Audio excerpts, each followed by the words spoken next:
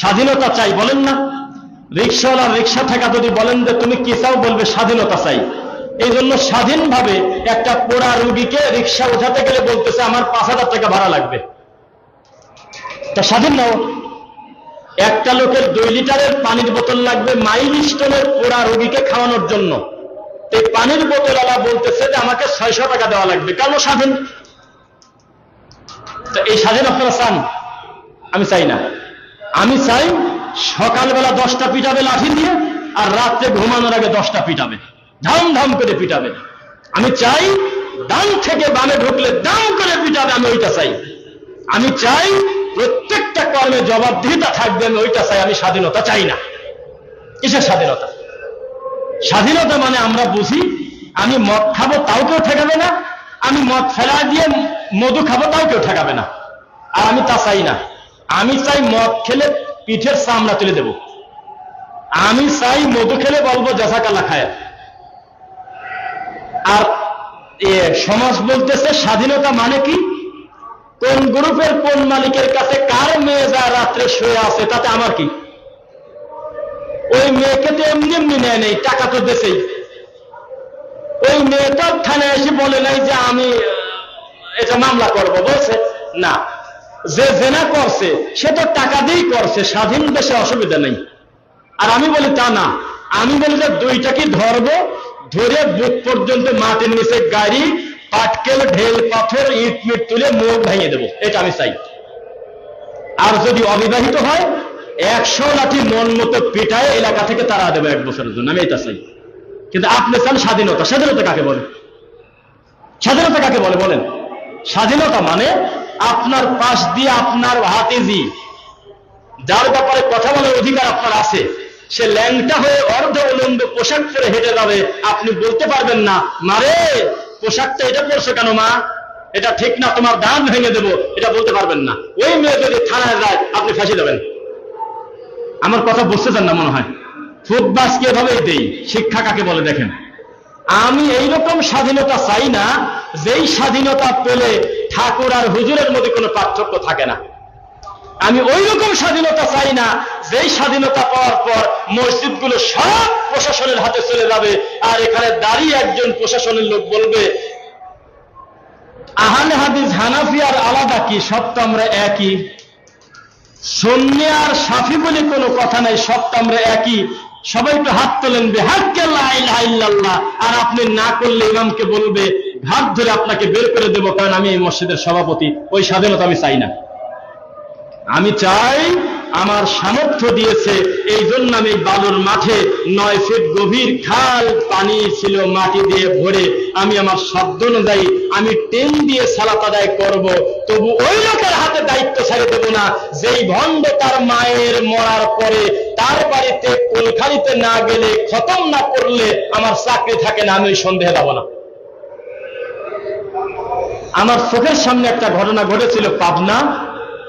একটা ইমাম জানাজান নামাজের পরে মোনাজাত করলো না, কি কারণে? ঘাড়ের ঘেঁটি ধরে তাকে ঘোরাইছে। ঘোরানোর পরে 11 বছরের চাকরি দাঁড়ার উপরে শেষ করছে, তুই মোনাজাত করলি না কি কারণে? অথচ সমাজে নামাজের পরে মোনাজাত চলে না। কিন্তু যেই লোকটার মা মরে গেছে সেই লোকটা একটা রাজনৈতিক বড় নেতা। আমরা আপনি মাইন্ড করবেন না যে এইভাবে রফিক ভাই বলে কেন, আমরা ভাই ভাই তাই বলতেছি। আমার বক্তব্যে মাঝে মধ্যে আমি একটু কড়া কথা বলি, মনে আছে কিনা থাকলে বলেন। আমি যে বলি এই গোটা জাতি ল্যাংটা কিছু বাদে, এটাকে শুনছেন? তার প্রমাণ কি? সামনে এতগুলো লোক দাঁড়ায় নামাজ পড়তেছে, জানাজান নামাজে আইছে এত লোক, একটা লোক হাত তুলে বলল না যে নিরীহ ইমামকে আপনি গালি দিচ্ছেন কেন? এই লোকটাকে অপমান করেন কি কারণে? ওই নেতা বলেন, বস বলেন কি স্যার, ওনাকে কিছু বলেন না। আমাদের এলাকায় জানাজার পরে মোনাজাত হয় না, কেউ বলল না। সবাই ঘাপটি মারি শয়তান বসে আছে। আর ওই নেতা ক্ষমতা বেশি, দাপট বেশি, কোন ইমামকে ধমক দিচ্ছে। তখন ইমামকে বলছিলাম যে আপনার তখন কেমন লাগছিল? তখন উনি বলছিল যে আত্মহত্যা জায়েজ থাকলে আমি বাসায় যা বিষ খেতাম। যে আমাকে যে ধমক দিয়ে বেদাত করাতে চাচ্ছে সে হলে একটা গাঁজাখোর।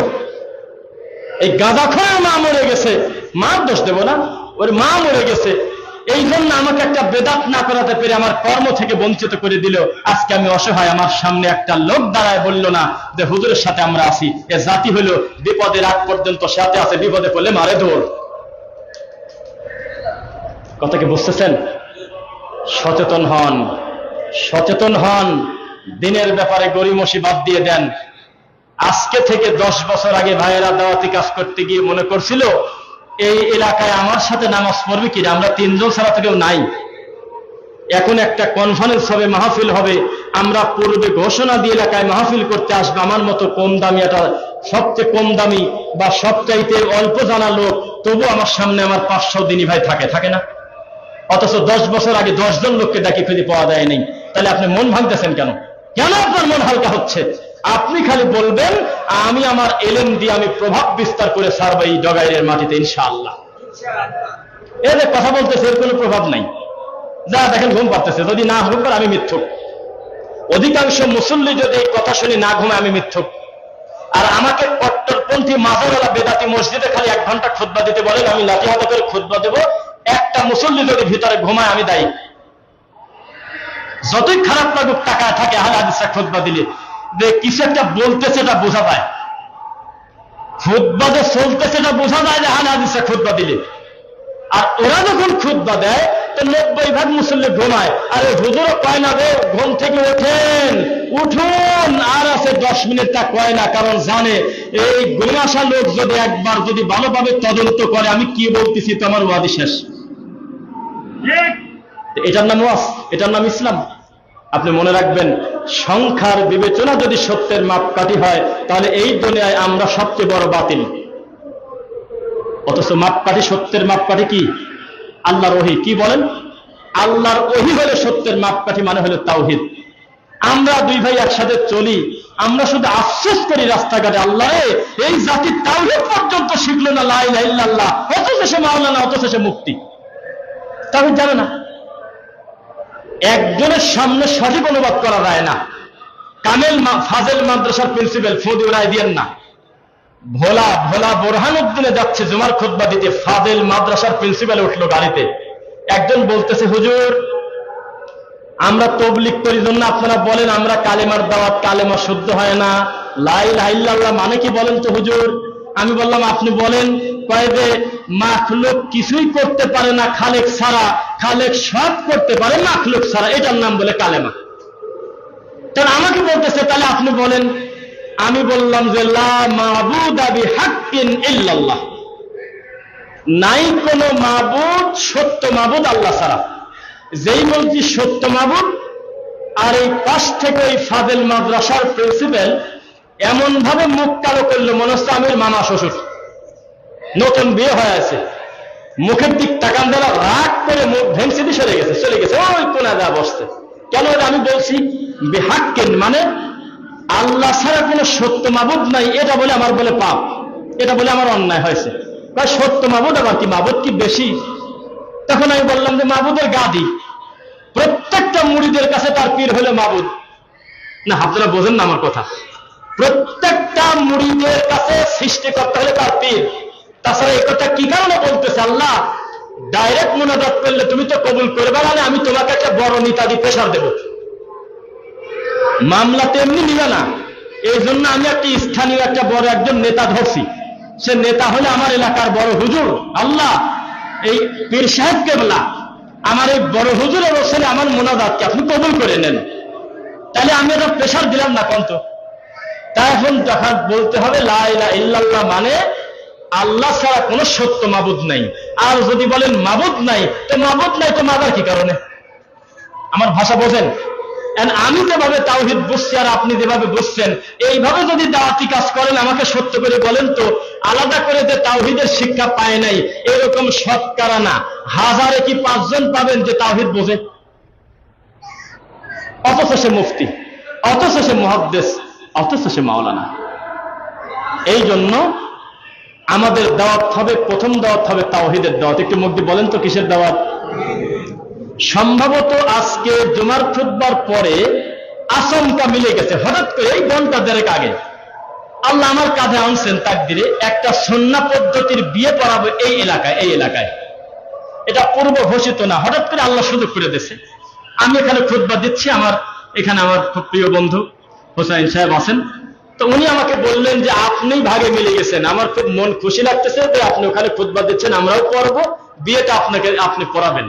আল্লাহর কসম এই সুন্নাত পদ্ধতির বিয়ে পড়াতে গিয়ে আমাদের ধরে রেখে দিয়েছে, যেতে দেবে না। পরে বিভিন্ন লোক যা ছোটায় আমাদেরকে গাড়িতে পার করছে, কিছুদিন আগেও লাইভ দিছি।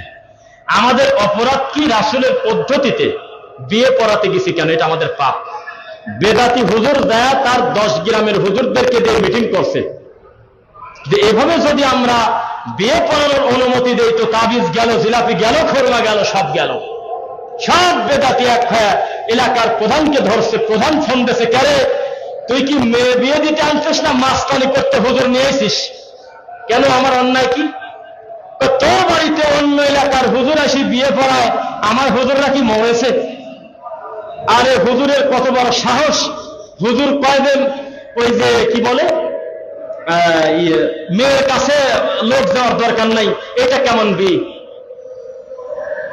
মেয়ে কবুল বলবে না, এটা কেমন বিয়ে? মানতেই পারল না। শেষ পর্যন্ত ব্যর্থ খুব কম করেছেন আল্লাহ, কিন্তু ওই দিন আর পারলাম না। শেষ পর্যন্ত গাড়িতে উঠে পালায় চলে আসা লাগলো, কিছু করার নেই। বেদাতি হুজুর বলে বিষ খাবি, তাও এই বিয়ে মানবে না, বিয়েই বলে হয় না। অথচ আল্লাহ কত সহজ করেছেন বিবাহটাকে। খুতবা হবে, 2 জন সাক্ষী থাকবে, মেয়ের পিতা উপস্থিত থাকবে, না থাকলে বড় ভাই, না থাকলে চাচা, যাদের এরকম গার্জেন থাকবে। আর যদি হিন্দুত্বে মুসলমান হয় তাহলে বাপ মা থাকলেও তার দাম নেই, থাকবে হলে এলাকার দায়িত্বশীল সামাজিক। এরপরে বিবাহ হয়ে যাবে। মেয়ে আগেই জানেন আমার বিয়ে, আলাদা অনুমতি কি আছে? অনুমতি সেই দিনই হয়ে গেছে। এই সব জিনিসটা আমাদের দেশের হিন্দু প্রথার মতো বিয়ে। মা তুমি বলো তো কবুল, একবার কয়েছে মানে না, চিৎকার দি বড় জোরে, সবাই আপনারা সবাই শুনছেন। আবার এই বর পক্ষের কিছু বেয়াদব থাকে, কিছু ছেলে পেলে, ওরা আবার কয় যে না আমরা এখনো ভালো করে শুনি নাই, আরেকবার। তখন আবার মুখটা উঁচু করে, কাজী কয় যে নামাজের রক্ত হয়ে গেল, তাড়াতাড়ি বলেন। একবারে হিন্দুদের বিয়ে, একবারে হিন্দুদের বিয়ে, একবারে পাকা হিন্দুদের বিয়ে। তো বিয়ের সূচনাই হচ্ছে অন ইসলামিক পদ্ধতিতে। আপনি দোয়া করতেছেন আল্লাহ নেক সন্তান দাও, কিভাবে হবে? নেক সন্তান হচ্ছে ওদের মুরাদ বিন আমজাদের মতো। আমাদের ভিতরে খোসা পাল্টিয়ে ছিল অনেকদিন, আমরা মনে করতাম ভালোই, বড় বড় শায়েখদের সংস্পর্শে ছিল। কাফের কাফের হাজের আসওয়াদকে নিয়ে মেয়েদের থাক, আল্লাহ মাফ করে, কে বলা যায় না মুখ দিয়ে। আল্লাহর কাবা ঘরটা বলে মূর্তি, এই তো মুখ দিয়ে বলতেছে। 5 ওয়াক্ত নামাজ পড়তো, ওয়াজ নসিহত করেছে, বাহাস করেছে। তার মানে বোঝা গেল ভাই, ওহির শিক্ষা এমন একটা ব্যাপার, সুম্মাস্তাকিম, এটা স্থির অনেকেরই থাকে না, অনেকেরই থাকে না। কত ভালো মানুষ গাঁজাখোর হয়ে গেছে, কত গাঁজাখোর তওবা করে ভালো হয়েছে, হয় নাই জীবনে? বাবাদের মতো মুরব্বী মানুষ তাওহীদের জ্ঞান পাইছে, অথচ রানিং এই মুহূর্তে আল্লাহর কোরআন নিয়ে বসে আছে, বুখারী নিয়ে বসে আছে, সেই লোকটা মিলাদ করে জিলাপি খায়। তা ওহির শিক্ষা আলাদা জিনিস না? যাই হোক, আমি যতটুক সময় পারলাম ওহির বিষয়ে, সুশিক্ষার বিষয়ে 2-1টা কথা বলেছি। শেষ কয়টা? 1:15 নাকি মুসাইদ কয়টা? আচ্ছা, যদি আপনাদের প্রশ্ন হয় 5-7 মিনিট একটু বাড়াই নাকি? জুমার খুতবার প্রথম পর্ব শেষ করছি। বারাকাল্লাহু লানা।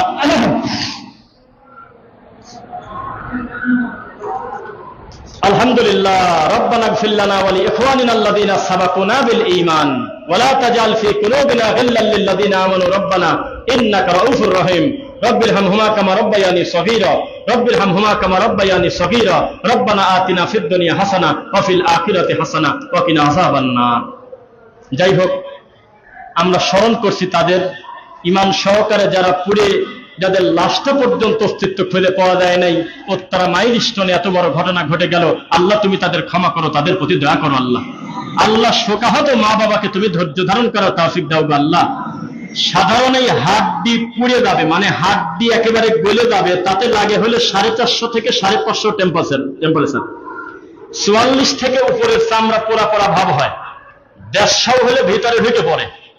রক্ত হিট করে পাগল বানায় দেয় হলে 385। 450 থেকে 500-তে এই হাড্ডি ক্যালসিয়াম ছোটায় ফেলে, জয়েন্ট পোড়ায় একেবারে গলে দেয়। সেখানে যে ডিজাস্টারটা হয়েছে প্লেনে, তার স্পিড ছিল 950 থেকে 1200 গতি। লাশ কিভাবে পাবেন? লাশ খুঁজতেছে ঠিক আছে, তবে পাবে কিভাবে? কিভাবে পাবে বলেন?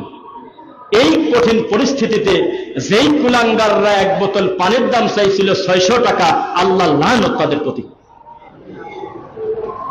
যেই পরিস্থিতি দেখা যায় না, বাচ্চাটার পুরা শরীর পুরা হেঁটে যাচ্ছে, একটা ভিডিও দেখেন নাই? আল্লাহর কসম আমি পুরাটা দেখতে পারি নাই, আমার একবারও হয় না পুরাটা দেখা, খালি বারবার আসে, আমি উল্টা করে রেখে দেই ফোন। এই বাচ্চাটাকে সিএনজিতে তোলে নাই এই অমানুষরা, 5000 টাকা সিএনজি ভাড়া চায়। এই জাতি মুনাজাত করতেছে, আল্লাহ ইসলামী রাষ্ট্র দাও। আরে গরু, এই জাতি এখন যদি বলেন যে নারায়ণ থাকবে, টান দিয়ে দেয়, সেটা স্টপ কোয়ার্টার জীবন দিয়ে দেয়, না খানে দেয়, জীবন দেয় একবার সোজা, জানেন আপনারা? আমি আমার কথা ফেরত নেব না, আমি আবার বলতেছি, আমি আমার কথা ফেরত নেব না। আমার এই বাঙালির আবেগে নিজের জীবন পাকা রাস্তায় দেওয়ার থেকে টাকনোর উপরে কাপড় পরা বেশি কঠিন। আমি আমার কথা ফেরত নেব না। আমার এই বাঙালি 5 ওয়াক্ত নামাজ জামাতে পড়ার থেকে নিজের বুকের তাজা রক্ত রাস্তায় দেওয়াটা বেশি মজা মনে করে, এটা আবেগ। খালি একবার মুখ দিয়ে বলছি, ভাইজান বেতনের নামাজে উল্টা তাকবীর নাই, বৈঠক একটাই হবে।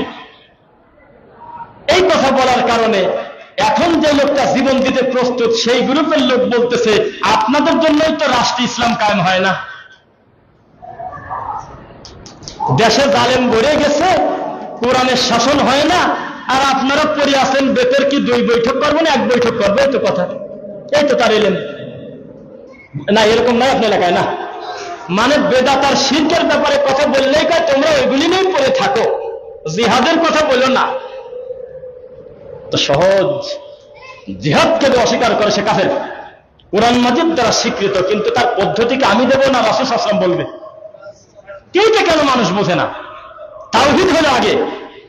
আচ্ছা, কোন হিন্দু যদি দৌড়ে দেওয়া জীবন দেয় একজন বড় আলেমের জন্য, অমুক জায়গায় শুনলাম কোরআন পড়াচ্ছে, আমার মন মানে না, আমি আমার জীবন দিয়ে দেব, শহীদ নাকি? আরে কোরআনের জন্য জীবন দিল, শহীদ না? অবশ্যই শহীদ, তবে সেটা বাঙালি শহীদ, বঙ্গীয় শহীদ, পেপারে নাম আসবে কোরআনের জন্য জীবন দিয়ে দিয়েছে। কিন্তু আল্লাহর দৃষ্টিতে মুশরিক, ইন্নামাল মুশরিকুনা নাজাসুন, নাপাক। নাপাক আবার পাক হয় কিভাবে? একটা জিনিস শুধু নাই, কি বলেন তো, কি সেটা? এই তো ভাই, তাওহীদ কি, লা ইলাহা ইল্লাল্লাহ, এইটা না থাকার কারণে জীবন দেশে লাভ হয় নাই। আমাদের বাঙালির আবেগ বাদ দিলে কিছু থাকে না। ডক্টর খন্দকার আব্দুল্লাহ জাহাঙ্গীর রাহিমাহুল্লাহ কোন দুঃখের কথা বারবার বলেছেন তিনি, যে বাঙালির আবেগ বাদ দিলে কিছু থাকে না, খালি আবেগ। আজকে একজন মুসল্লি, নাম বলবো না, আজকে একজন মুসল্লি এই মসজিদের উদ্দেশ্যে রওনা দিয়েছে, ওখান থেকে জিজ্ঞাসা করছে পিয়ার আলী মসজিদটা কোন জায়গা, কোন অমানুষ যেন বলছে শিয়া মসজিদের কথা বলতেছেন। এই মসজিদ এখন আছে, আল্লাহর কসম, এখন বসে আছে। তাহলে এই জাতি, আপনি ইসলামী রাষ্ট্র করবেন, এই জাতি নিয়ে কাকে নিয়ে করবেন? তাই আমি বলেছি যে গণতন্ত্র প্রতিষ্ঠিতই হয়েছে যাতে কোনো একটা রাষ্ট্রে আল্লাহর বিধান প্রতিষ্ঠিত না হয়। পাগল জাতি বুঝলাম না রে, আমরা বুঝলাম না। এই কারণেই গণতন্ত্রকে প্রতিষ্ঠিত করা হয়েছে যাতে কোনো একটা ভালো কাজ করতে গেলেই একজন ঠাকুর দাঁড়ায় যায়, না আমি এখানে কাজ করতে দেব না, আমি সিনেমা হল তুলতে দেব না, কারণ এটা গণতান্ত্রিক রাষ্ট্র, এই ছবি দেখার অনুমতি আমারও আছে, অন্তত আমারও 10 জনের জন্য হলেও এই সিনেমাটা থাক, এটা হলো গণতন্ত্র। আমি এই মদের দোকান ভাঙতে দেব না, কারণ আমার গণতন্ত্র আমাকে স্বাধীনতা দেয়, আমি লাইসেন্স পেলে মদ খেতে পারবো, এই যে আমার স্বাধীনতা, এই যে আমার স্বাধীনতা, আমি মদ খাবো। আর আমরা তাকবীর দিয়ে রাস্তায় গিয়ে বলতেছি ইসলাম তো কামি করেই ফেলবো।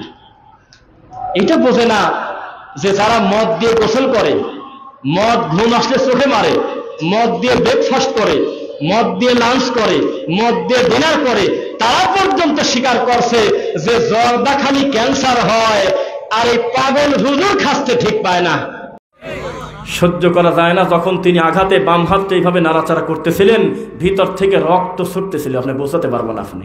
তুমি শোনেন, আব্দুর রাজ্জাক বিন ইউসুফ হাফিজাহুল্লাহকে যারা আঘাত করলেন, ও যদি মাওলানার গ্রুপ হয় তাহলে ইবলিসের জ্বলন্ত তাজা গ্রুপ কোনটা বলেন, নাম বলেন। একটু কথা বলেন তো, কুকুর কোন মাসে খেপে? বেদাতি খেপে গেছে এই সময়। বেদাতি কোন কারোর নাম না। আমার কথাতে যদি কারোর খারাপ লাগে, ওর চাইতে জঘন্য অসভ্য নোংরা লোকার নাই, কারণ বেদাতি তো কোনো লোকের নাম না। আমিও যদি বেদাত করি তাহলে আমি একজন বেদাত। একবার ওই দেওয়ালে পিঠ থেকে গেছে, জিলাপি কমে যাচ্ছে, খয়রাত উঠে যাচ্ছে, তাবিজ আর মানুষ ধারণার উপরে নেয় না, যত আজে বাজে জিনিস সমাজ থেকে উঠে যাচ্ছে, ও তখন খেপা খেপেছে একবারে। আলেম কি পরিমাণ একজন হুজুর, কি পরিমাণ একজন মানুষ কোরআন হাদিস পড়ার পরে কত জঘন্য শয়তান কিভাবে চোখে পেশাব করলে, কত ধরনের নোংরা বিদ্যা হলে একজন আলেমের গায়ে আঘাত করার মতো বিদ্যা আসে, ও কোন ধরনের মানুষ আপনি বলেন আমাকে।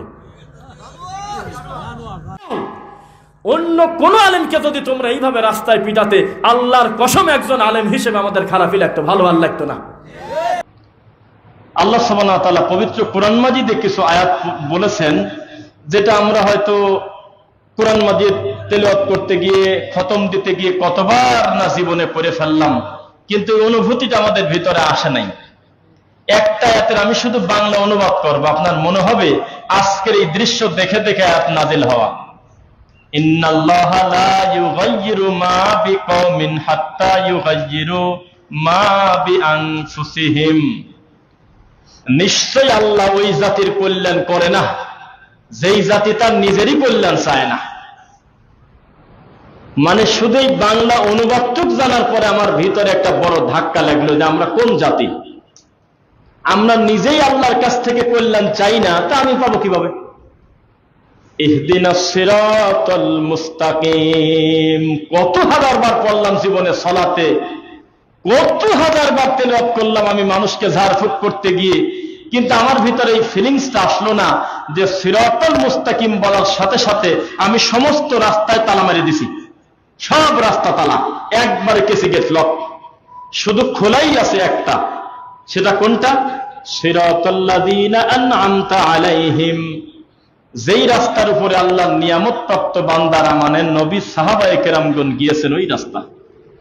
কে কার কথা শোনে? এভাবেই আমাদের দিন চলে যাচ্ছে। এখন আপনাদের সামনে আমরা এই আয়াতের উপর একটু বলি, আসলেই আমরা আল্লাহর কাছ থেকে কল্যাণ চাই না। এটার পরিবার একটা হাদিস বলি, নবী বললেন একদল আমার উম্মত জাহান্নামে চলে যাবে একটা পাপে, পাপটা হলো ফাআবা, আমাকে অস্বীকার করার কারণে। সাহাবায়ে কেরাম দাঁড়িয়ে গেলেন, কিলা মান আবা ইয়া রাসূলুল্লাহ, এমন কি কেউ আছে যে আবা আপনাকে অস্বীকার করে? এরকম লোক কারা? আপনার উম্মত কিন্তু আপনাকে অস্বীকার করে। নবী বললেন টুপি না পরাটা অস্বীকার করা নয়, জুব্বা না গায়েটা অস্বীকার করা নয়, এই কথা তিনি বলেন নাই। তিনি বলেছেন কি, যে আমার সুন্নাহকে মানে না, আমাকে অনুসরণ করে না, ও মুখে যাই বলুক অটোমেটিক সে আমাকে অস্বীকার করে ফেলছে।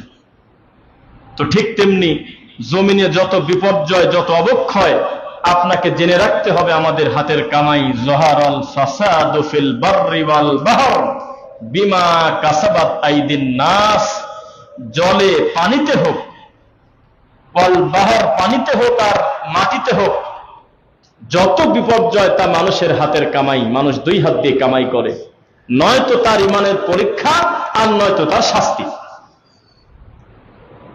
আজকে আমাদের সামাজিক অবক্ষয় কত কঠিন পর্যায়ে গিয়েছে, এইটা প্রথমে বলে তারপরে আমি সুশিক্ষা বলবো ইনশাআল্লাহ। মাইলস্টোন কলেজে একটা ভয়াবহ ঘটনা ঘটে গেল আমাদের সামনে, একটা বিশাল বড় ডিজাস্টার। আপনি কতটুকু দেখতে পারছেন আমি জানি না, ওই সমস্ত ফুটেজ আমি পুরাটা দেখতে পারি নাই। একটা বাচ্চার শরীর পুরাটা পুড়ে গেছে, বাচ্চাটা হাঁটতেছে, ওই দৃশ্য আমি পুরাটা দেখতে পারি নাই, এটা আমার হয় নাই। এত বড় কঠিন পরিস্থিতিতে সিএনজি ওয়ালাও ভিডিও করে কিন্তু ভিতরে ডাকে না, রিক্সাওয়ালাও রেকর্ড করে কিন্তু বলে না যে আমার রিক্সা ওঠেন। আশেপাশে যত পানির বোতল আছে, এই পানির বোতলের টাকা দিয়ে 2 তলা বিল্ডিং করা যাবে, আশপাশে যথেষ্ট দোকান, যেহেতু শিক্ষা প্রতিষ্ঠান, কারোর এটা চিন্তায় নাই যে এখন 20 টাকার পানির বোতলটা টাকা নেব না, 600 টাকা পর্যন্ত দাবি করছে 2 লিটার বোতল পানির। তাহলে জাতি অসভ্য, পুরা জাতি এইটা, ইল্লা আইয়াশা আল্লাহ, কিছু ব্যতিক্রম কিছু বাদে, অধিকাংশই অমানুষ। এদেরকে কি শিক্ষা বলবেন আপনি বলেন? এটা কেমন হয়েছে? ঘুষের টাকা দিয়ে একজন 10 তলা বাড়ি করছে, বাড়ি করে আরবিতে লিখে রাখছে যে হাযা মিন ফাদলি রব্বি, এটা বড় নেম প্লেটে লিখে রাখছে যে বাড়িটা আমার আল্লাহর ফজল, আমি বাড়িটা আল্লাহর পক্ষ থেকে পাইছি। এইরকম আমাদের দেশের শিক্ষা ব্যবস্থা হলে এইরকম, 10,000 বাচ্চা পড়াশোনা করে, 1 ঘন্টা আরবি শেখানোর মতো টাইম কারোর হাতে নাই। নাচের জন্য 2 ঘন্টা আছে। কোমর দুলায় দুলায় নাচবে কিভাবে আপনার মেয়েটা, এটা শেখানোর জন্য 40 মিনিটের আলাদা পিরিয়ড হয়। কিন্তু এত বড় প্রতিষ্ঠানে হাজার হাজার শিক্ষক মিলে, দায়িত্বশীলরা মিলে কারোর এই চিন্তা মাথায় আসলো না, যেই আল্লাহ আমাকে সৃষ্টি করছে ওই আল্লাহ সম্পর্কে জানার জন্য প্রতিদিন 10 মিনিট করে ক্লাস হবে। অথচ ওই প্রতিষ্ঠানের ব্যানারে বড় করে লেখা, এসো শিক্ষার জন্য, বেরিয়ে যাও সেবার জন্য। নাই লেখা? না, আছে। শিক্ষার জন্য এসো, সেবার জন্য বেরিয়ে যাও। কি শিখবে আর কি সেবা দেবে? এটা ল্যাংটা, কাপড় পরে না, কি শেখাবে? তো জাতির বিপর্যয় পরিস্থিতি হল সুশিক্ষা না থাকার কারণে। শিক্ষাই জাতির মেরুদণ্ড, এটা একটা মিথ্যা কথা, এটা একটা ধোঁকাবাজি কথা। এর থেকে বড় প্রতারণা হতে পারে না। শিক্ষা জাতির মেরুদণ্ড বলে কোনো কথা কোরআন হাদিসে নাই। কি আছে? সঠিক ইলমের গুরুত্ব আছে। কি ইলম বলেন? সঠিক ইলম। সব ইলম কি ভালো? গত কিছুদিন আগে আমি একটা ফেসবুকে একটা হাই কমোটের একটা ছবি ফেসবুকে দিছিলাম, কেউ দেখছেন মনে হয়। আমি উপরে লিখে দিছিলাম, আপনি এলেম ছাড়া টয়লেটেও বসতে পারবেন না। কোনটা পুশ করা লাগে, কোনটা চাপ দেওয়া লাগে, তারপরে আরো বহু বাটন আছে বিদেশে, আরো কঠিন ব্যাপার। এরকম একটা টয়লেট আমি দেখেছি হাই কমোড, যেখানে 2 হাতের বহু বাটন আছে, বহু কাজ। তো এলেম ছাড়া টয়লেটে বসা যায়? এটা এলেম? এলেম ছাড়া কি আব্বাসী খানকানি বসে আছে আপনার মনে হলো? এলেম ছাড়া কি গিয়াসউদ্দিন তাহেরি সারা দেশে দাওয়াতি কাজ করে? আপনি কি মজা পাইছেন? অবশ্যই এলেম আছে, কিন্তু ওহির এলেমের অভাব। যে এলেম তাকে জান্নাতের রাস্তা দেখাবে ওই এলেম অর্জন করে না। তাহলে এলেম এক জিনিস আর ওহি ভিত্তিক এলেম এক জিনিস। আপনাকে বলি, কুল হাল ইয়াস্তাবিল আ'মা ওয়াল বাসীর, 2 ব্যক্তি কাছাকাছি বসে আছে, 2জনই এলেমওয়ালা, 2জনই ঢাকা পড়াশোনা করেছে, 2জনই তামিরুল মিল্লাত থেকে কামেল পাশ করছে, 2জনই একটা মাদ্রাসা থেকে দাওরা পাশ করছে, মুফতি হয়েছে। একজন হলো বোবা, একজন হলো কথা বলতে পারে, একজন হলো কানা, একজন হলো চোখওয়ালা, একজন হলো আ'মা ওয়াল বাসীর, একজন দেখতে পারে আর একজন অন্ধ। যেই লোকটা বলে এসো আমার হুজুরের দিকে, যেই হুজুর আমাদের খানকা শিক্ষা দিয়েছে, যেই লোকটা বলে আসো আমার পীর সাহেবের দিকে, এই লোকটা বোবা, এই লোকটা বধির, এই লোকটা অন্ধ। আর যে বলে দাআ ইলাল্লাহ, আসো আল্লাহর দিকে, এই লোকটা হলো চোখওয়ালা মানুষ। অথচ একই প্রতিষ্ঠানে পড়াশোনা করছে, একই জায়গা থেকে কামেল পাশ করছে। তাহলে শিক্ষার সুশিক্ষা এক না আলাদা? আলাদা। শিক্ষা অর্জন করতে হবে। শোনেন, আপনারা মনে করেন যে কবর মনে হয় নীরব শহর, অথচ ভুল। কবরে আলোচনা হয়, মিটিং হয়। কবর একটা আলোচনার জায়গা, কবর একটা মিটিং করার জায়গা। কবরে বহু আলোচনা হয়, সভা হয়, মাহফিল হয় আপনাকে নিয়ে। আপনি বোঝেন না, কেননা এটা গায়েব, আপনার ইলমের বাইরে রাখছে আল্লাহ। ওটা আলাদা একটা জগৎ, আলমে বারজাখ। কিন্তু মূলত সেই জগতে আপনাকে নিয়ে মিটিং হয়। আপনি খালি একবার মুখ দিয়ে বলেছেন আসসালামু আলাইকুম ইয়া আহলাদ দিয়ার, এই কথা খালি একবার বলছেন।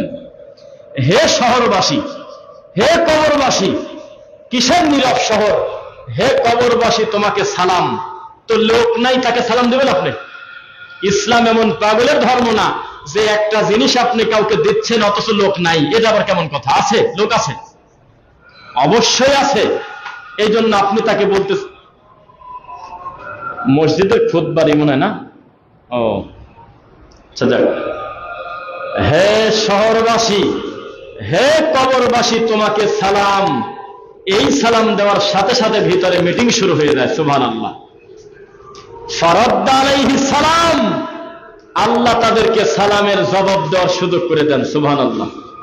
নবী বলেছেন, মা মিন মুসলিমিন, পৃথিবীর যে কোনো মুসলিম, ইউসাল্লিমু আলাই, আমি নবীকে যদি সালাম দেয়, তার বাড়ি যদি ঢাকা ডেমরা হোক আরেক দেশে হোক, যেখানে হোক না কেন, ফারাদ্দা আলাইয়া রূহি, আল্লাহ সঙ্গে সঙ্গে আমার রূহ ফেরত দিয়ে দেয় কবরে।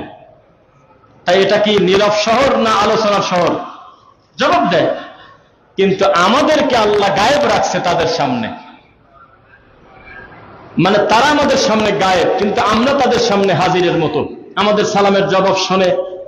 একটা কিতাবের নাম দেখি মনে পড়ে কিনা, ইমাম ইবনুল কাইয়িম রাহিমাহুল্লাহর কিতাব, কিতাবটার নাম আর রূহ কিতাবের নাম। সেই কিতাবে তিনি লিখেছেন, জীবন্ত ব্যক্তি কবরের পাশ দিয়ে সালাম দিয়ে যখন চলে যায়, এই পায়ের খটখট শব্দ পর্যন্ত মরা মানুষ শোনে।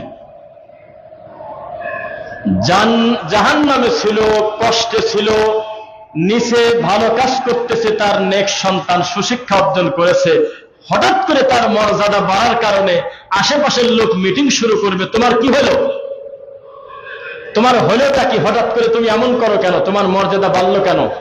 তখন সে বলবে, এখানে তো কিছু করতে পারলাম না, তবে নিচে ভালো কাজ করতেছে, সেজন্য উপরে আমার আল্লাহ বাড়ায় দিয়েছে মর্যাদা। সুশিক্ষা নিয়ে যদি আমি জুমার খুতবা দেই 50 মিনিট, ইনশাআল্লাহ আমার অন্তর বলতেছে আপনার সন্তানকে ল্যাংটা স্কুল থেকে আজকেই তালাক দিয়ে দ্বীনি শিক্ষায় দিবেন, আমার মন বলে ইনশাআল্লাহ। একটা নেক সন্তান দুনিয়াতে রেখে গেলে কত লাভ, কত পুরস্কার। দুনিয়ার যা কিছু রেখে দেন সন্তানের জন্য সম্পদ, আল্লাহর কসম বিচারের মাঠে এক চুল কল্যাণে আসবে না যদি সেটা দ্বীনের কাজে ব্যয় না করে। আর যদি পড়ান আশহাদু আল্লা ইলাহা ইল্লাল্লাহ ওয়া আন্না মুহাম্মাদার রাসূলুল্লাহ, এই বেটা জেনে রাখো আল্লাহ ছাড়া কোনো সত্য মাবুদ নাই, মুহাম্মদ সাল্লাল্লাহু আলাইহি ওয়াসাল্লাম আল্লাহর বান্দা এবং রাসূল, তুমি খবরদার শিরিক করবে না, এই ইলম নিয়ে যদি সন্তান যায় আপনার জান্নাত হতে পারে ইনশাআল্লাহ। সুশিক্ষা দরকার আছে কিনা বলেন? বাস্তবতা হলে আমি আরো 3টা হাদিস বলবো, এরপরে আমি আপনাকে জিজ্ঞাসা করব যে আমাদের দেশের বর্তমান শিক্ষা ব্যবস্থা কি সুশিক্ষিত কিনা, আপনি বলবেন। এবার তাকান, আমাদের কিছু শিক্ষা প্রতিষ্ঠানের ব্যাপারে আমাদের দুর্বলতা আছে। লাঠিটা রাখি। আমাদের কিছু শিক্ষা প্রতিষ্ঠানের নামের উপরে আমাদের দুর্বলতা আছে। তার ভিতরে একটা হলো আজহার বিশ্ববিদ্যালয়। কি বিশ্ববিদ্যালয় বলেন? একটু আমার সাথে বলেন, ওইটুক শুধু যেটুকু প্রয়োজন, আজহার বিশ্ববিদ্যালয়।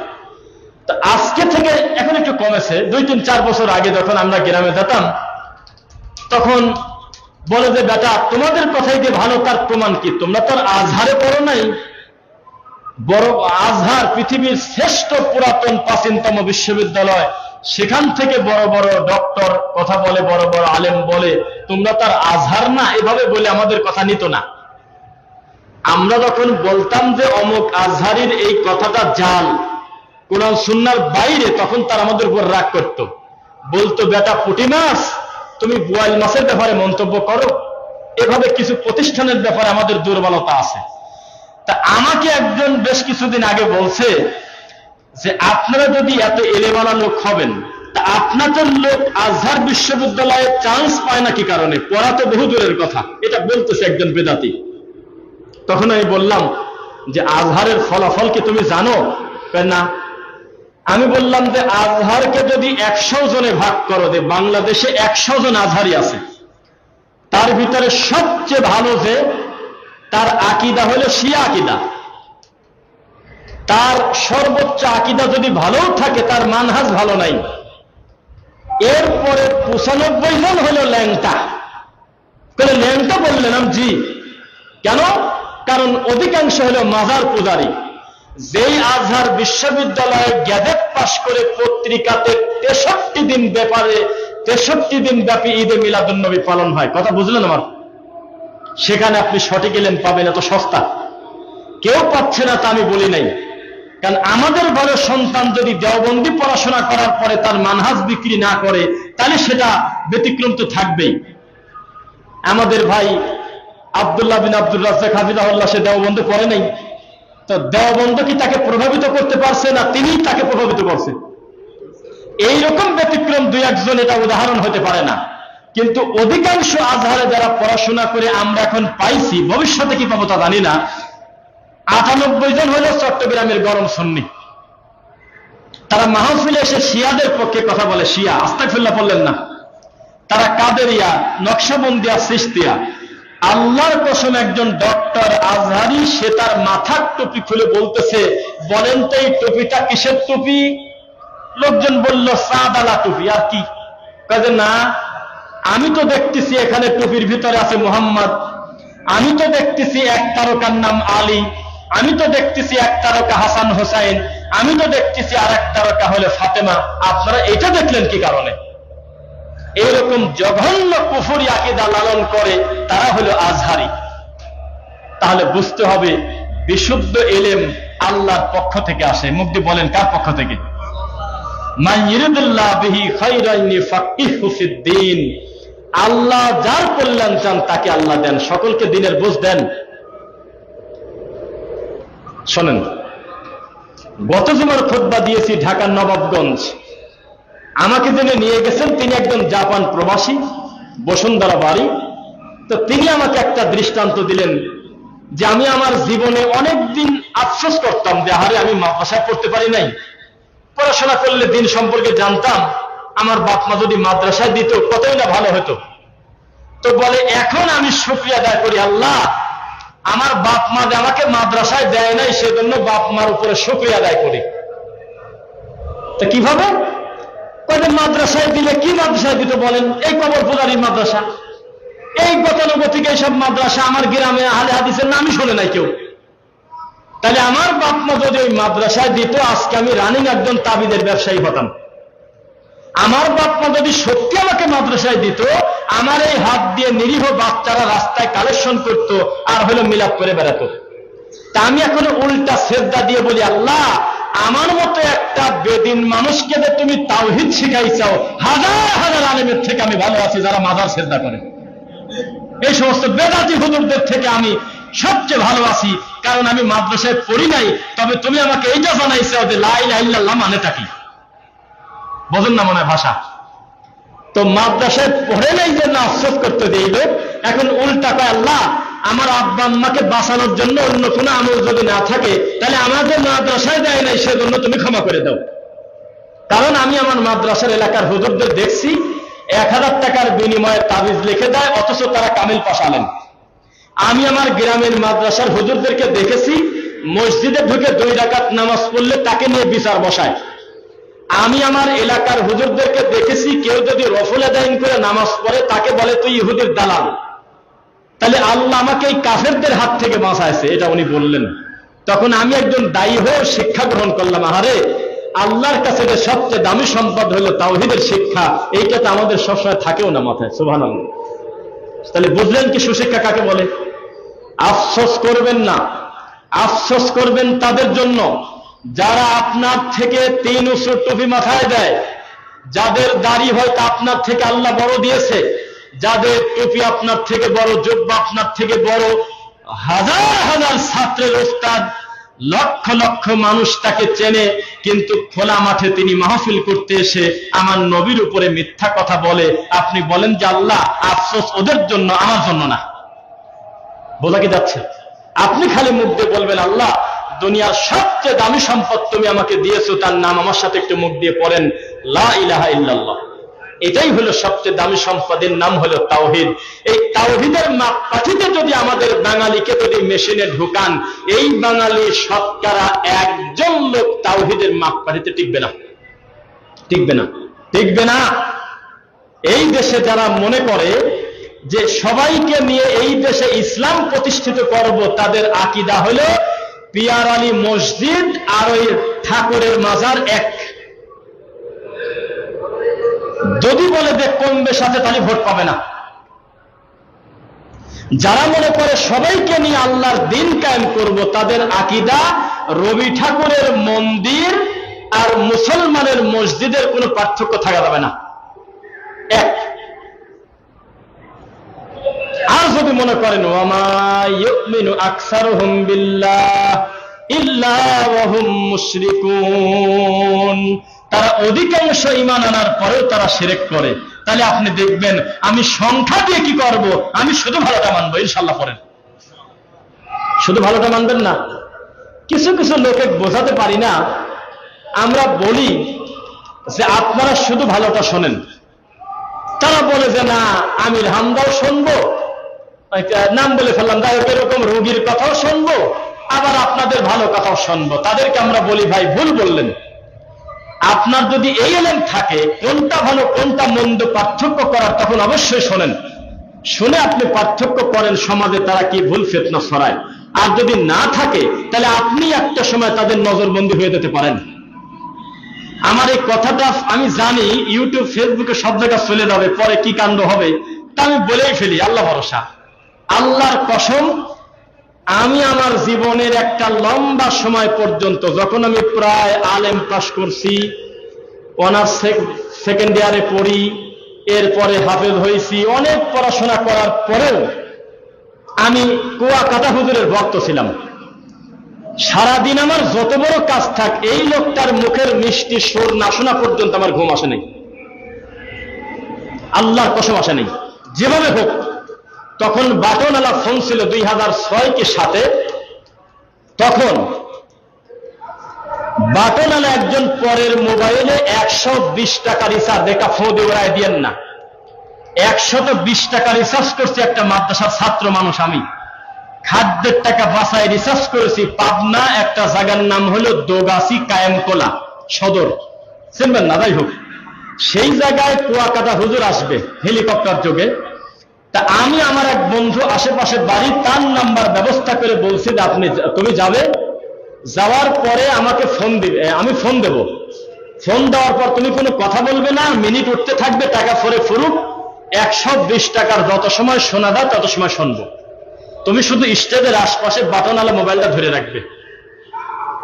120 টাকা একটা ছাত্র মানুষ, 1110 মোবাইল, মরক ডাকা মোবাইল, সেই ফোনে ভরে আমি ফোন দিছি, ওই স্টেজের পাশে রেখে দিয়েছে। আমি পুরা বক্তব্য তো শোনা সম্ভব না, কিছু সময় পর টাকা কেটে গেলে, তারপরে মাথার চুল ছেঁড়ার মতো অবস্থা। এখন যদি আমার কাছে আরো 200 টাকা থাকতো, আমি পুরা ওয়াজটা শুনতে পারতাম, মোনাজাতটা ধরতে পারতাম। কি ওয়াজ করেছিল তার একটা মনে আছে আমার, বাকিটা খুব একটা ভালো মনে নাই। সেটা কি? আশরাফ আলী থানভী যখন নামাজ পড়তে যেত, তখন খাতার কলম একাই লেখালেখি করত।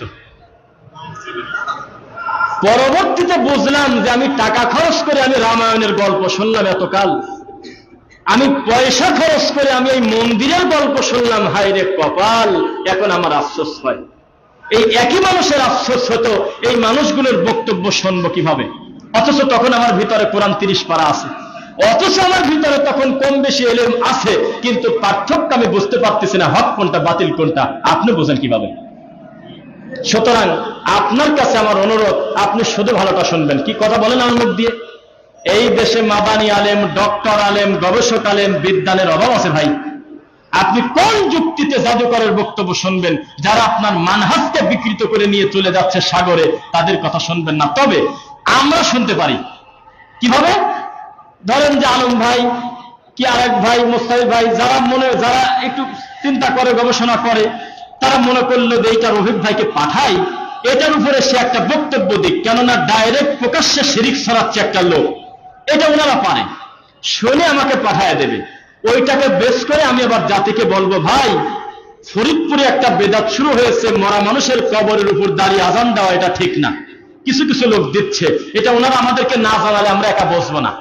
কিন্তু সবাই যদি মনে করে যে আমি সব লোকের ওয়াজ শুনবো, তাহলে আপনি আর সঠিক কোনটা ভালো কোনটা বুঝবেন কিভাবে? ইন্না মিনাল বায়ানি লাসিহর। আমি রফিক বিন সাইদ বক্তব্য দিচ্ছি 1450 বছর আগে মিশকাতুল মাসাবি ক্লাস 9 এর বইতে 43 নাম্বার পৃষ্ঠা মনে হয়, তবে এখন আর লাল ছাপায় না, ওটা কালার পরিবর্তন হয়েছে। ওই বইয়ের একেবারে শেষের দিকে 3টা হাদিস, একটা হাদিস হলে নবী বলেছেন কিছু কিছু মানুষের বক্তব্যে জাদু থাকে। আমার ভাষা বুঝে নিয়েন কিন্তু, আল্লাহর নবী বলেছেন নিশ্চয়ই কিছু কিছু আলেমের বক্তব্যে জাদু থাকে। জাদু কি থাকে? সেহের মানে কি? আপনারা তো বলেন যে এই তো কেবল সেহেরি খালাম, বলেন না মনে হয়? আপনি কি সেহেরি খান না সুহুর করেন, সাহার করেন, কিন্তু সেহেরি খান, এটা খাওয়া যাবে? সেহের মানে কি? জাদু। তো নবী বলেছেন ইন্না মানে নিশ্চয়ই, বায়ান মানে বক্তব্য, বক্তব্য তো আমরাই দেই, লা সেহর নিশ্চয়ই কিছু কিছু বক্তার বক্তব্যে জাদু আছে, এই কথা নবী বলেছে 1450 বছর আগে। আপনার রাগ করবেন না, নাম বলার জন্য বলতেছি, দরকার আছে। কিভাবে? ডক্টর এনায়েতুল্লাহ আব্বাসীর বক্তব্যে যদি চুম্বক না থাকে, জাদু না থাকে, তাহলে আমি মিথ্যুক, আমি দায়ী, আমি এই কথা দায়িত্ব নিয়ে বলতেছি। কুয়াকাটা হুজুরের কণ্ঠে যদি জাদু না থাকে, মানুষকে যদি মোহিত করার মতো জিন কর্তৃক যদি শক্তি না থাকে শয়তানের পক্ষ থেকে, তাহলে আমি মিথ্যুক। বেদাতি হুজুরদের মিষ্টি গলার কণ্ঠের ওয়াজে যদি জাদু না থাকে, তাহলে আমার উপরে আল্লাহর গজব আসবে, কারণ লানাতুল্লাহি আলাল কাযিবিন। আমি এই হাদিসের সাথে মিলায় দেখেছি, তারা মানুষকে আকৃষ্ট করার সবচেয়ে বড় অস্ত্র হলো জাদু। এমন ভাবে মিষ্টির টান দিয়েছে, মানুষের আত্মা গলে গেছে। বলে না, বলে যায়। নইলে যেই লোকটা দূর থেকে গালি দেয়, সহ্য করতে পারে না, সেই লোক পীরের দরবারে এক বন্ধুর কাছে গিয়ে এত ভক্ত হয়ে গেল। ব্যাপারটা কি? নজরবন্দি হয় সেখানে। আমরা ছোটবেলায় দেখেছি, দাগ টানি একটা বড় দাগ দিত বাজারে। গ্রামের মানুষ ভাইয়েরা যারা আছেন বুঝবেন, গ্রামে সার্কাস খেলা আসতো না, প্রত্যেক হাটে দেখবেন যে ডিম গালে ডিম খায় ফেলতো, কামড় দিয়ে রড লাইট ভেঙে ফেলতো, বিভিন্ন সার্কাস হইতো। তো সার্কাসে বারবার ওই লোক বলতো, এই সাবধান, খবরদার দাগের ভিতরে পাও দিবেন না, বলতো না, দাগের ভিতরে পাও দিবেন না। তার মানে ওর এরিয়ার ভিতরে ও যা দেখাবে আপনি এখন দেখতে বাধ্য।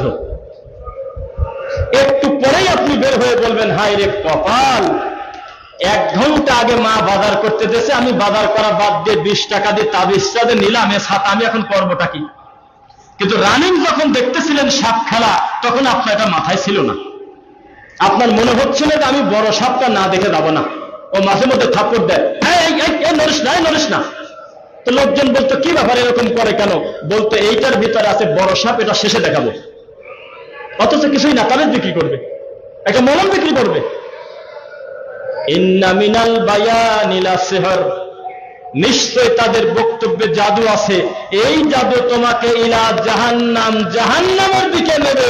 তবে আশ্চর্য ব্যাপার হলো, ও দাঁড়াই আছে জাহান্নামের গেটে। কোথায় দাঁড়া আছে বলেন? জাহান্নামের গেটে দাঁড়ায় মানুষকে বলতেছে যে জান্নাতুল ফেরদাউসের নজুলা। কিসের নজুলা? নিজে জাহান্নামের গেটে, কিন্তু মানুষকে ডাকতেছে জান্নাতের দিকে। এটা সম্ভব? শোনেন, এবার আপনাকে একটি কথা বলি, আপনি কিভাবে বুঝবেন যে আপনার এলেম কাজ করতেছে? আমি কিন্তু আজকে ভাইয়ে ভাইয়ে বক্তব্য দেবো ইনশাল্লাহ। আপনি কিভাবে বুঝবেন যে আপনার সন্তানকে দাদা শেখান, একটু কাজ করতেছে? দেখবেন আপনার ছেলে রাত দিন 24 ঘন্টার কোনো একটা সময় টাকনুর নিচে কাপড় পরে না, বুঝবেন যে আপনার ছেলের এলেম কাজ করতেছে, প্রভাব ফেলতেছে।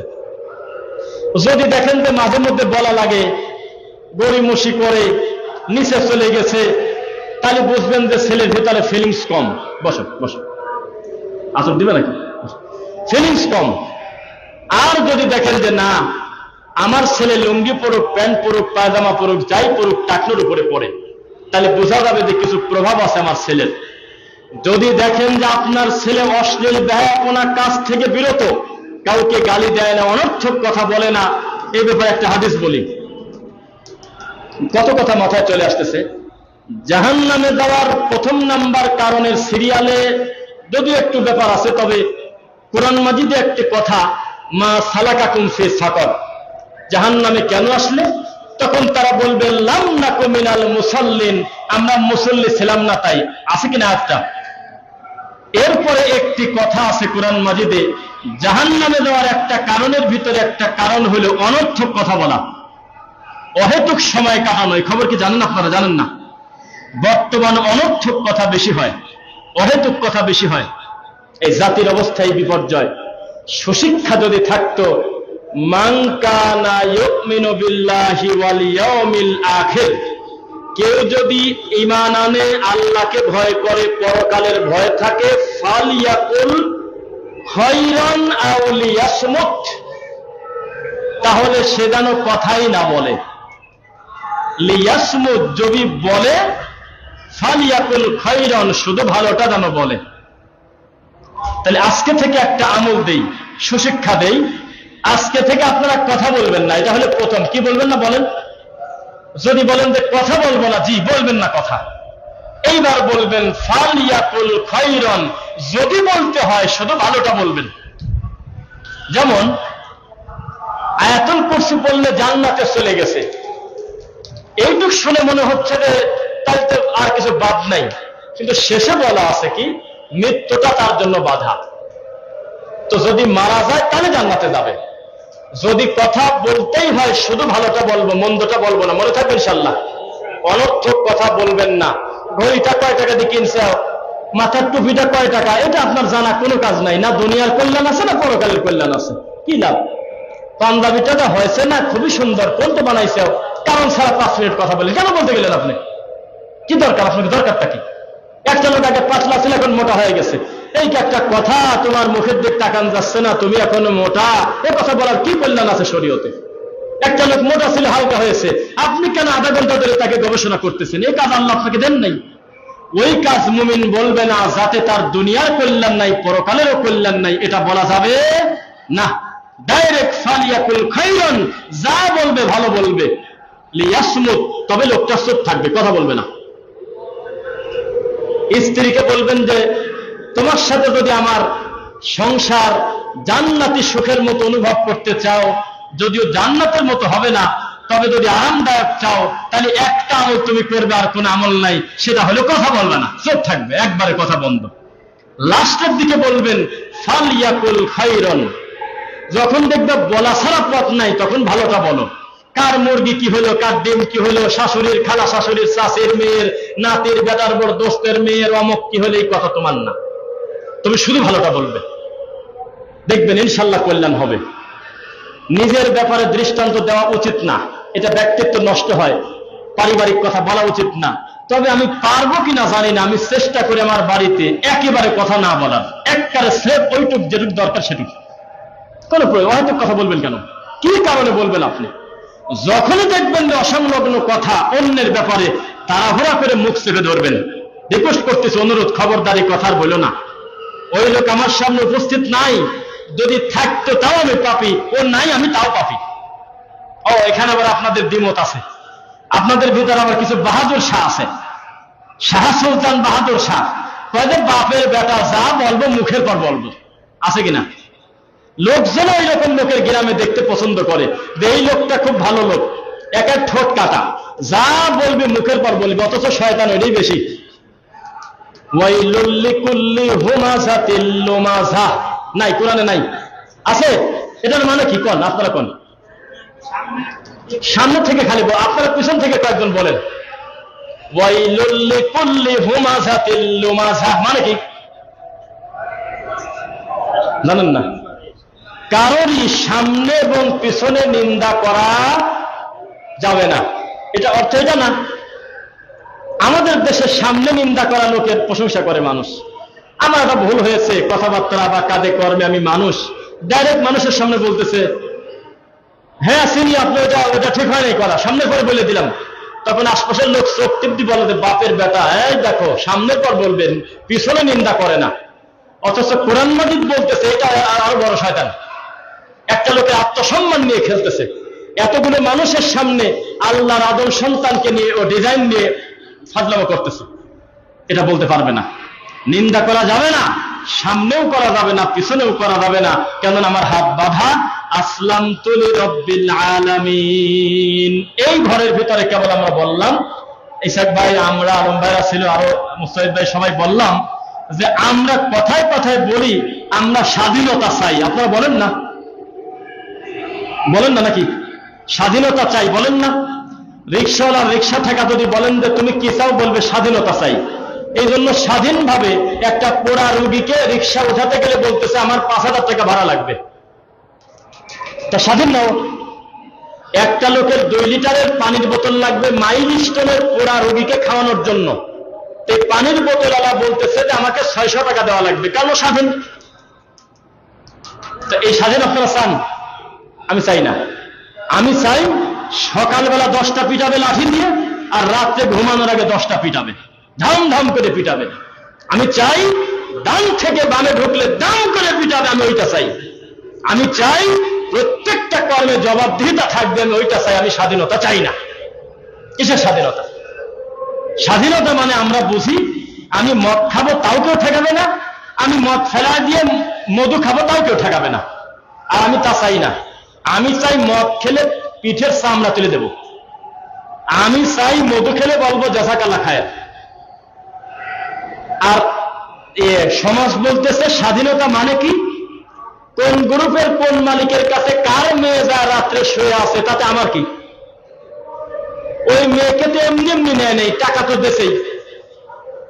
ওই মেয়ে তো থানায় এসে বলে নাই যে আমি এটা মামলা করবো, বলছে না। যে জেনা করছে সে তো টাকা দিয়েই করছে, স্বাধীন দেশে অসুবিধা নেই। আর আমি বলি তা না, আমি বলি যে দুইটাকে ধরবো, ধরে বুক পর্যন্ত মাটির নিচে গাড়ি, পাটকেল, ঢেল, পাথর, ইট মিট তুলে মুখ ভেঙে দেবো, এটা আমি চাই। আর যদি অবিবাহিত হয় 100 লাঠি মন মতো পিটায় এলাকা থেকে তারা দেবে 1 বছরের জন্য, আমি এটা চাই। কিন্তু আপনি চান স্বাধীনতা। স্বাধীনতা কাকে বলে? স্বাধীনতা কাকে বলে বলেন? স্বাধীনতা মানে আপনার পাশ দিয়ে আপনার ভাতিজি যার ব্যাপারে কথা বলার অধিকার আপনার আছে, সে ল্যাংটা হয়ে অর্ধ উলঙ্গ পোশাক পরে হেঁটে যাবে, আপনি বলতে পারবেন না মারে পোশাকটা এটা পরছো কেন মা, এটা ঠিক না, তোমার দাঁত ভেঙে দেবো, এটা বলতে পারবেন না। ওই মেয়ে যদি থানায় যায় আপনি ফাঁসি দেবেন। আমার কথা বুঝতেছেন না মনে হয়? ফুটবাসকে এভাবেই দেই। শিক্ষা কাকে বলে দেখেন। আমি এইরকম স্বাধীনতা চাই না যেই স্বাধীনতা পেলে ঠাকুর আর হুজুরের মধ্যে কোনো পার্থক্য থাকে না। আমি ওই রকম স্বাধীনতা চাই না যেই স্বাধীনতা পাওয়ার পর মসজিদগুলো সব প্রশাসনের হাতে চলে যাবে, আর এখানে দাঁড়িয়ে একজন প্রশাসনের লোক বলবে আহলে হাদিস হানাফি আর আলাদা কি, সব তো আমরা একই। সুন্নি আর শাফি বলে কোনো কথা নাই, সব তো আমরা একই। সবাই একটু হাত তোলেন বিহাক্কে লা ইলাহা ইল্লাল্লাহ, আর আপনি না করলে ইমামকে বলবে ঘাট ধরে আপনাকে বের করে দেব, কারণ আমি এই মসজিদের সভাপতি। ওই স্বাধীনতা আমি চাই না। আমি চাই আমার সামর্থ্য দিয়েছে এই জন্য আমি বালুর মাঠে 9 ফিট গভীর খাল, পানি ছিল মাটি দিয়ে ভরে, আমি আমার শব্দ অনুযায়ী আমি টেন দিয়ে সালাত আদায় করব, তবু ওই লোকের হাতে দায়িত্ব ছেড়ে দেব না যেই ভণ্ড তার মায়ের মরার পরে তার বাড়িতে কোলখালিতে না গেলে খতম না করলে আমার চাকরি থাকে না, আমি ওই সন্দেহে যাব না। আমার চোখের সামনে একটা ঘটনা ঘটেছিল পাবনা। একটা ইমাম জানাজান নামাজের পরে মোনাজাত করলো না, কি কারণে? ঘাড়ের ঘেঁটি ধরে তাকে ঘুরাইছে। ঘুরানোর পরে 11 বছরের চাকরি দাঁড়ার উপরে শেষ করছে, তুই মোনাজাত করলি না কি কারণে? অথচ সমাজে নামাজের পরে মোনাজাত চলে না। কিন্তু যেই লোকটার মা মরে গেছে সেই লোকটা একটা রাজনৈতিক বড় নেতা। আমরা আপনি মাইন্ড করবেন না যে এইভাবে রফিক ভাই বলে কেন, আমরা ভাই ভাই তাই বলতেছি। আমার বক্তব্যে মাঝে মধ্যে আমি একটু কড়া কথা বলি, মনে আছে কিনা থাকলে বলেন। আমি যে বলি এই গোটা জাতির ল্যাংটা কিছু বাদে, এটাকে শুনছেন? তার প্রমাণ কি? সামনে এতগুলো লোক দাঁড়ায় নামাজ পড়তেছে, জানাজান নামাজে আইছে এত লোক, একটা লোক হাত তুলে বলল না যে নিরীহ ইমামকে আপনি গালি দিচ্ছেন কেন? এই লোকটাকে অপমান করেন কি কারণে? ওই নেতা বলেন, বস বলেন কি স্যার, ওনাকে কিছু বলেন না। আমাদের এলাকায় জানাজার পরে মোনাজাত হয় না, কেউ বলল না, সবাই ঘাপটি মারি শয়তান বসে আছে। আর ওই নেতা ক্ষমতা বেশি, দাপট বেশি, কোন ইমামকে ধমক দিচ্ছে। তখন ইমামকে বলছিলাম যে আপনার তখন কেমন লাগছিল? তখন উনি বলছিল যে আত্মহত্যা জায়েজ থাকলে আমি বাসায় যা বিষ খেতাম। যে আমাকে যে ধমক দিয়ে বেদাত করাতে চাচ্ছে সে হলে একটা গাঁজাখোর। এই গাঁজাখোর মা মরে গেছে, মার দোষ দেব না, ওর মা মরে গেছে, এই জন্য আমাকে একটা বেদাত না করাতে পেরে আমার কর্ম থেকে বঞ্চিত করে দিল। আজকে আমি অসহায়, আমার সামনে একটা লোক দাঁড়ায় বলল না যে হুজুরের সাথে আমরা আছি। এ জাতি হলো বিপদের আগ পর্যন্ত সাথে আছে, বিপদে পড়লে মারে দৌড়। কথা কি বুঝতেছেন? সচেতন হন, সচেতন হন। দিনের ব্যাপারে গরিমসি বাদ দিয়ে দেন। আজকে থেকে 10 বছর আগে ভাইয়েরা দাওয়াতি কাজ করতে গিয়ে মনে করছিল এই এলাকায় আমার সাথে নামাজ পড়বে কিনা, আমরা 3 জন ছাড়া তো কেউ নাই। এখন একটা কনফারেন্স হবে, মাহফিল হবে, আমরা পূর্বে ঘোষণা দিয়ে এলাকায় মাহফিল করতে আসবে আমার মতো কম দামি, এটা সবচেয়ে কম দামি বা সবচাইতে অল্প জানা লোক, তবু আমার সামনে আমার 500 দিনী ভাই থাকে না। অথচ 10 বছর আগে 10 জন লোককে ডাকি খুঁজে পাওয়া যায় নাই। তাহলে আপনি মন ভাঙতেছেন কেন? কেন আপনার মন হালকা হচ্ছে? আপনি খালি বলবেন, আমি আমার এলেম দিয়ে আমি প্রভাব বিস্তার করে ছাড়বো এই ডগাইরের মাটিতে ইনশাআল্লাহ। এদের কথা বলতেছে, এর কোনো প্রভাব নাই। যা দেখেন ঘুম পারতেছে, যদি না হোক আমি মিথ্যুক। অধিকাংশ মুসল্লি যদি এই কথা শুনি না ঘুমায় আমি মিথ্যুক। আর আমাকে কট্টরপন্থী মাজারওয়ালা বেদাতি মসজিদে খালি 1 ঘন্টা খুতবা দিতে বলেন, আমি লাঠি হাতে করে খুতবা দেব, একটা মুসল্লি যদি ভিতরে ঘুমায় আমি দায়ী। যতই খারাপ লাগুক টাকায় থাকে আহলে হাদিসরা খুতবা দিলে যে কিছু একটা বলতেছে এটা বোঝা যায়, খুতবা যে চলতেছে এটা বোঝা যায় যে আহলে হাদিসরা খুতবা দিলে। আর ওরা যখন খুতবা দেয় তো 90% মুসল্লি ঘুমায়। আরে হুজুরও কয় না রে, ঘুম থেকে ওঠেন, উঠুন, আর আছে 10 মিনিটটা কয় না, কারণ জানে এই ঘুমাসা লোক যদি একবার যদি ভালোভাবে তদন্ত করে আমি কি বলতেছি তো আমার ওয়াদি শেষ। এটার নাম ওয়াজ, এটার নাম ইসলাম। আপনি মনে রাখবেন, সংখ্যার বিবেচনা যদি সত্যের মাপকাঠি হয় তাহলে এই দুনিয়ায় আমরা সবচেয়ে বড় বাতিল। অথচ মাপকাঠি, সত্যের মাপকাঠি কি? আল্লাহর ওহী। কি বলেন? আল্লাহর ওহী হলে সত্যের মাপকাঠি, মানে হলো তাওহীদ।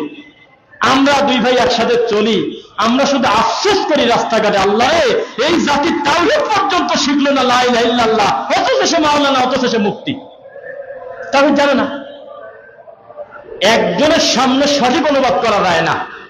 কামেল ফাজেল মাদ্রাসার প্রিন্সিপাল ফৌদি রায় দিয়েন না, ভোলা ভোলা বোরহানুদ্দিনে যাচ্ছে জুমার খুতবা দিতে, ফাজেল মাদ্রাসার প্রিন্সিপাল উঠলো গাড়িতে। একজন বলতেছে, হুজুর আমরা তবলিগ করি জন্য আপনারা বলেন আমরা কালেমার দাওয়াত, কালেমা শুদ্ধ হয় না, লা ইলাহা ইল্লাল্লাহ মানে কি বলেন তো হুজুর? আমি বললাম আপনি বলেন। কয় যে মাখলুক কিছুই করতে পারে না খালেক ছাড়া, খালেক সব করতে পারে মাখলুক ছাড়া, এটার নাম বলে কালেমা। তাহলে আমাকে বলতেছে তাহলে আপনি বলেন। আমি বললাম যে লা মাবুদা বিহাক্কিন ইল্লাল্লাহ, নাই কোনো মাবুদ, সত্য মাবুদ আল্লাহ ছাড়া। যেই বলছি সত্য মাবুদ, আর এই পাশ থেকে ওই ফাজেল মাদ্রাসার প্রিন্সিপাল এমন ভাবে মুখ কালো করলো মনে হচ্ছে আমির মামা শ্বশুর, নতুন বিয়ে হয়ে আছে, মুখের দিক তাকান দ্বারা রাগ করে মুখ ভেঙে দিয়ে সরে গেছে, চলে গেছে ওই কোনা যা বসতে। কেন? আমি বলছি বিহাক্কিন মানে আল্লাহ ছাড়া কোন সত্য মাবুদ নাই, এটা বলে আমার বলে পাপ, এটা বলে আমার অন্যায় হয়েছে। বা সত্য মাবুদ আবার কি, মাবুদ কি বেশি? তখন আমি বললাম যে মাবুদের গাদি, প্রত্যেকটা মুরিদের কাছে তার পীর হলো মাবুদ। না আপনারা বোঝেন না আমার কথা, প্রত্যেকটা মুরিদের কাছে সৃষ্টিকর্তা হলে তার পীর। তাছাড়া এই কথা কি কারণে বলতেছে? আল্লাহ ডাইরেক্ট মুনাজাত করলে তুমি তো কবুল করবে না, আমি তোমাকে একটা বড় নেতাদি প্রেসার দেব, মামলা তেমনি নিবে না। এই জন্য আমি একটি স্থানীয় একটা বড় একজন নেতা ধরছি, সে নেতা হলে আমার এলাকার বড় হুজুর। আল্লাহ এই পীর সাহেব কেবলা আমার এই বড় হুজুরের ওসলে আমার মুনাজাতকে আপনি কবুল করে নেন। তাহলে আমি এটা প্রেসার দিলাম না কন্ত। তাই এখন দেখা বলতে হবে লা ইলাহা ইল্লাল্লাহ মানে আল্লাহ ছাড়া কোন সত্য মাবুদ নাই।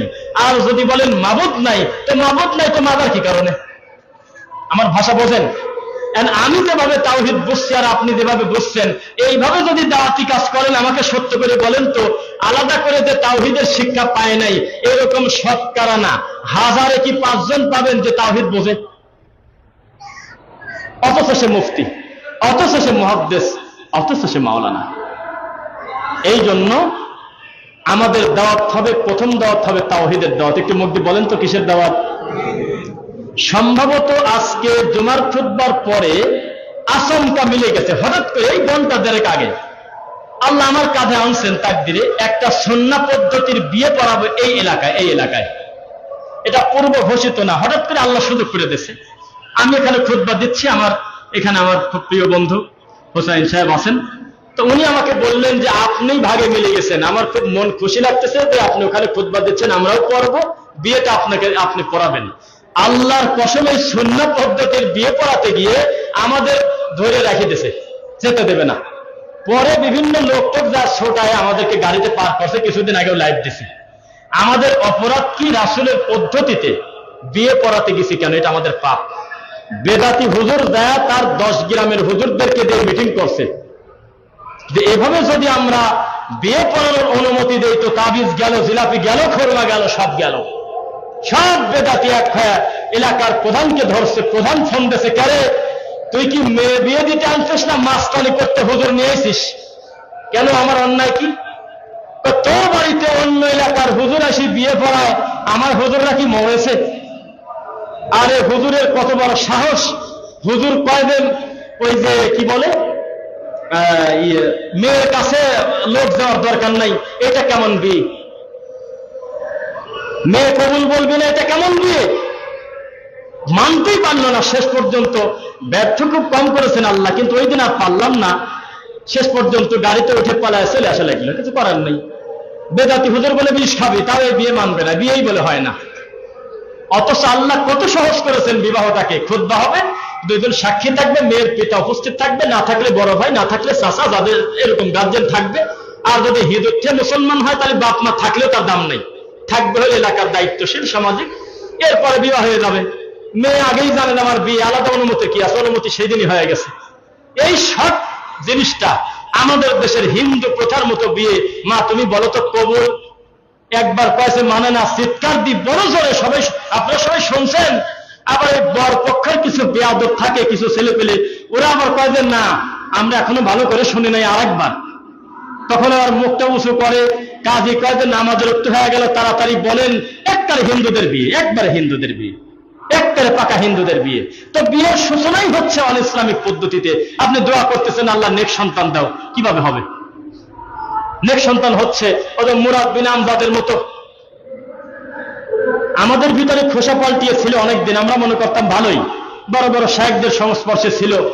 কাফের কাফের হাজের আসওয়াদকে নিয়ে মেয়েদের থাক, আল্লাহ মাফ করে, কে বলা যায় না মুখ দিয়ে। আল্লাহর কাবা ঘরটা বলে মূর্তি, এই তো মুখ দিয়ে বলতেছে। 5 ওয়াক্ত নামাজ পড়তো, ওয়াজ নসিহত করেছে, বাহাস করেছে।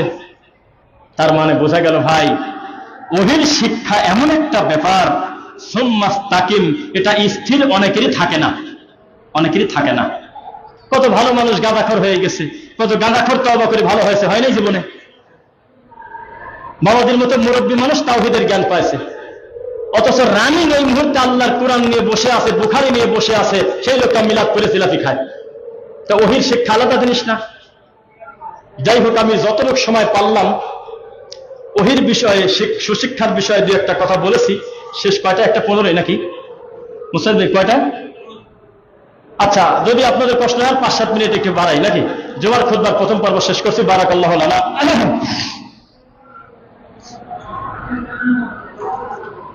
আলহামদুলিল্লাহ।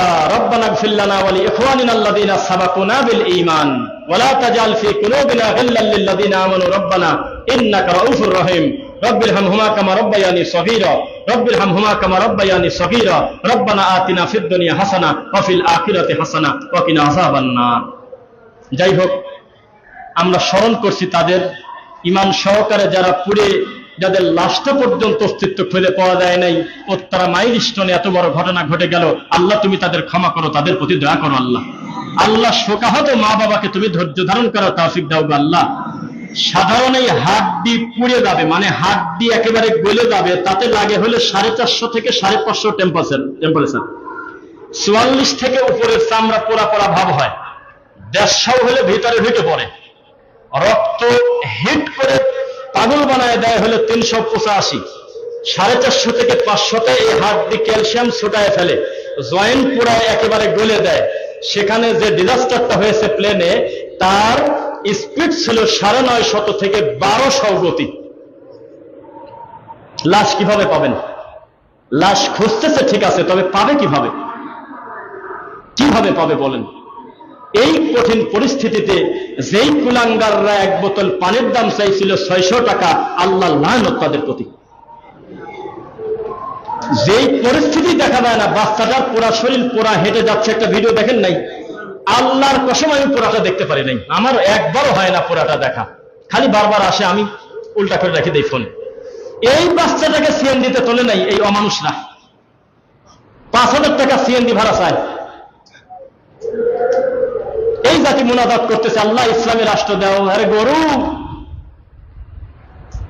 এই জাতি এখন যদি বলেন যে নারায়ণ তাকবীর, টান দিয়ে দেয়, সেটা স্টপ কোয়ার্টার জীবন দিয়ে না খানে দেয়, জীবন দেয় একবার সোজা। জানেন আপনারা, আমি আমার কথা ফেরত নেব না, আমি আবার বলতেছি, আমি আমার কথা ফেরত নেব না। আমার এই বাঙালির আবেগে নিজের জীবন পাকা রাস্তায় দেওয়ার থেকে টাকনোর উপরে কাপড় পরা বেশি কঠিন। আমি আমার কথা ফেরত নেব না।